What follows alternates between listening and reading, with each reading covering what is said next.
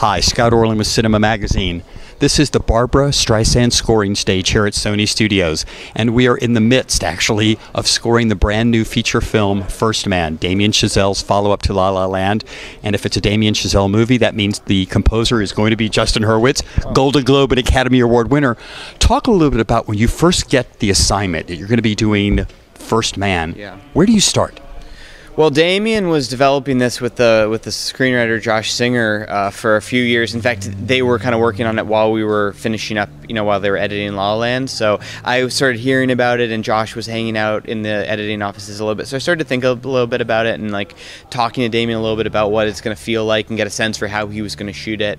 And that helped to talk about it years ago, almost, I guess it was like 3 years ago at that point. And then we really got started I guess March of 2017 when Damien was prepping the movie, and that's when we really got serious and we started talking about finding a theme and what it needs to feel like and the sort of emotionally what it needs to be and what the sounds, and we started playing around with different sounds and finding what it, sonically what it could be. So it was just conversations with Damien. I read the script, which was really helpful. Josh wrote a really beautiful script, it's just Damien and I, we talk all day, whether we're working on something or not. We're texting or emailing, so it's just a very fluid sort of conversation that just keeps going. Okay, so you have the assignment and you're starting to write everything, but now you're in the scoring stage. Now, talk a little bit about, for those viewers in Germany watching now, what the process.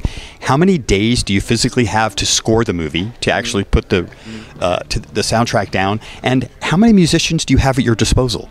Well, we had, at the biggest, we had 94 people, I think, playing on this. But this is an unusual score in the sense that, or at least it's unusual for us, we haven't done it this way, where we recorded a lot of individual sections of people. They did all play together. We had 2 sessions of them all playing together, some of the big, dramatic, orchestral stuff.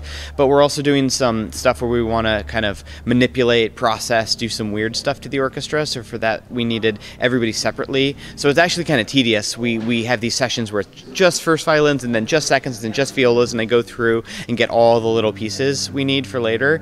So including all those sessions, it was a full week of scoring, but it was really just 1 day of full orchestra and then a lot of little subsections.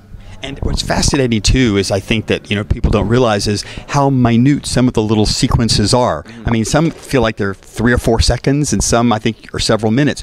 Can you talk a little bit about, I don't want to say it's tedious, but getting the precise matching of the music to set the mood and emotion? Yeah. Well, we've had a long time now of post-production, of playing around with different music and different scenes, and Damien and I like to have offices right next to each other. So he's in his editing room with Tom Cross, the editor, and they're there all the time, and then I have an office that literally shares a door with them. So we're just going into each other's offices every day and talking about, they're giving me a scene, saying, what do you think about this? What do you think this needs? Or they have an idea, hey, could you try this for this scene? I'm also creating music, sometimes just in the abstract. Sometimes I'm just making music, giving it to them, and they're trying it in different places. Also, Damien wanted a lot of music sort of created before he shot the movie. So we were working on music even during pre-production. He had scenes in mind, and it's hard for me because I haven't seen the scenes yet. Damien is a genius who has seen the entire movie in his head, but I haven't seen the movie yet. So he's telling me, make a piece of music that's about this long and does this, and I'm making music, and then when we get to the editing room, then we're trying it on picture and obviously having to adjust it to picture, and sometimes picture bends a little to the music, sometimes music usually bends to the picture, but it's a long process of just trying different things in different places. And just as the last question for you, I mean, it's interesting that the film takes place in the 1960s. How interesting for you, because I'm sure you want to match the actual instruments of the time, the sound of the time. How much did that play into how you scored today? Yeah, well, I don't think it sounds like 60s music, but it is.